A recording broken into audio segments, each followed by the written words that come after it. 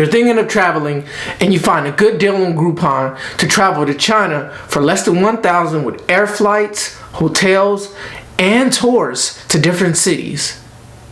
And then the U.S. State Department issues a travel advisory for the country of China. What do? Let's talk about it.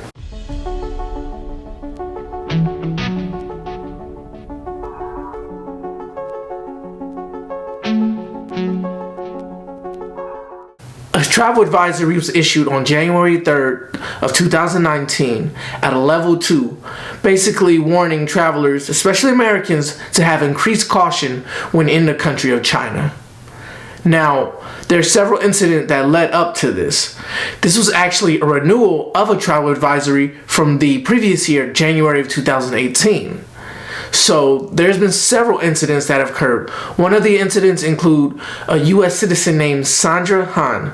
Sandra Han is a naturalized U.S. citizen, and her 2 adult children were traveling to see relatives in China. When they tried to leave China to return to the United States, they were barred. Sandra Han was actually married to a Liu Changming. Liu Changming was a bank executive that worked for several different banks throughout the country of China.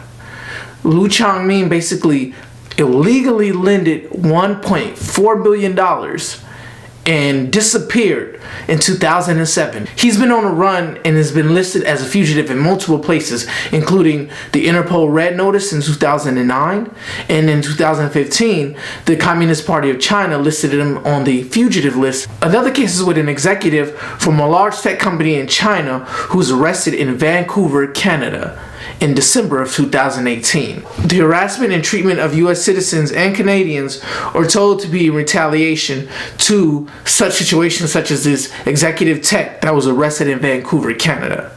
Now, there has been a lot of speculation as why China is doing this, and there's certain techniques that China is using for Sandra Han and her family.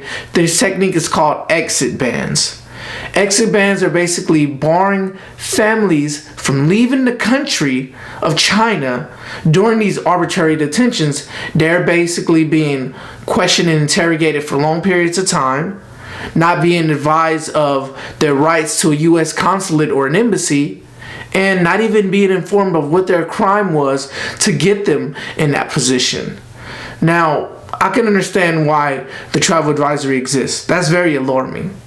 But to understand this, you must understand that there's different levels to the travel advisory, between 1 and 4. 1 being the least, 4 being the most extreme. At a 2, it means basically increased caution. So for travelers, that means you don't have to cancel your ticket and cancel your flight to China. It just means to have precaution whenever you're traveling throughout the country. And one thing to know that's very important is there are certain areas in China in which authorities are basically putting curfews and even travel restrictions on a short notice. So there are several different places that are doing this. So it's very important to be aware of what's going on. There's this talk of persuasion. Sandra Han and her family were used as a way to persuade a fugitive back into China. That's another reason why this travel advisory was put into place. China is using arbitrary local laws to justify imprisonment of U.S. citizens without even notifying them or giving them access to any type of embassy or any type of relief. So if you're going to travel to China, I would advise to have these 3 tips.